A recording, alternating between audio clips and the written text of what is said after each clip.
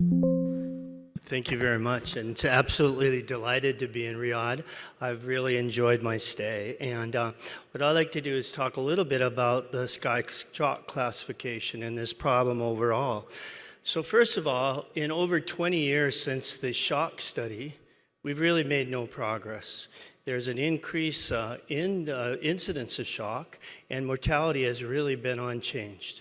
And why is that? Well, one of the problems, there's only, until just the last 2 years, only 15 randomized trials over 20 years with 2,500 patients, and only 4 trials had more than 80 patients.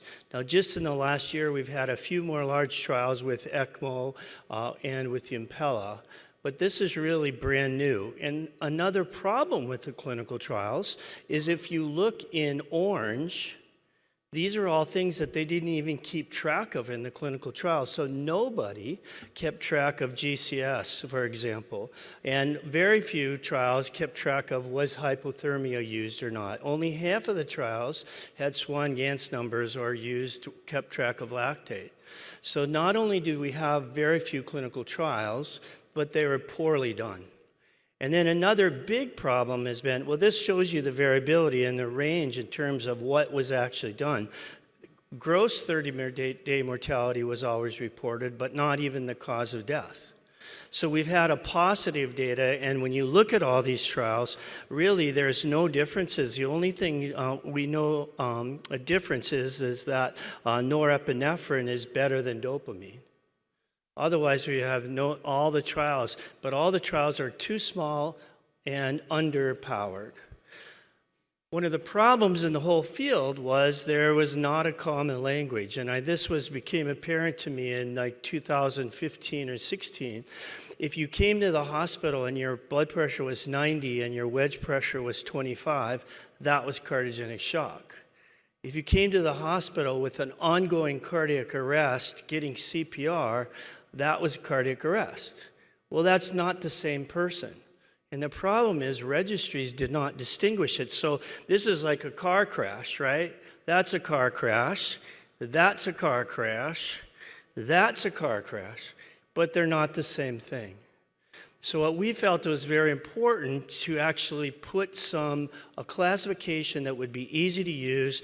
And so in 2019, we put together a group of people that included interventional cardiologists, heart failure cardiologists, ICU doctors, and ED physicians to say, let's put a classification that can be usable.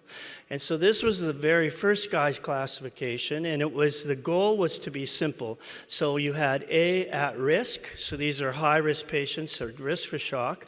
B is beginning, and so this can be hypotension, but not hypoperfusion. C is classic cardiogenic shock with hypoperfusion. D is deteriorating, and E is extremis, so the person who has an ongoing cardiac arrest. Another very important point was the impact of cardiac arrest on cardiogenic shock. So the impact that the two of them together is really a very important risk modifier. So after we put together the thing, what turned out very early on, there was a lot of validation of the SKY shock score. This was the first, and Jack came out within months of the initial trial, and it showed that it was super predictive. So if you look at this, stage A, very low mortality, B, and this is in ICU mortality and in hospital mortality, but 1 year mortality is the same. And as you go up to extremis, you're in stage E, you have mortalities that are 60 to 70%. And what happened then over the course of the next few years, there was more than 15 validations, all of which showed the same thing. The SKY shock scale was extremely predictive. So what we did then is we had a look at the SKY shock scale to say, what are the key things, what are the advances, what have the validation studies shown us, and how can we go forward? But if you look at this, this is for acute coronary syndrome, so STEMI shock, or AMI shock, and then heart failure shock. And they're not the same. There are differences. Likewise, structural heart and post-surgery shock. All of them have nuances that make it different. But regardless of the type of shock, the SKY shock scale is extremely predictive. So in the new document, we make number of key things. Number one, the phenotype or the etiology. Is it right-sided and left-sided, or is it primarily right-sided? There's differences in how you approach that. What's the etiology of shock, heart failure versus AMI shock? What's the profile? And then the biochemical phenotypes all make a difference. And then, of course, the SCAI shock, the severity makes a difference, but also the hemodynamics and lactate. And what we did is try to define the SCAI shock scale even more.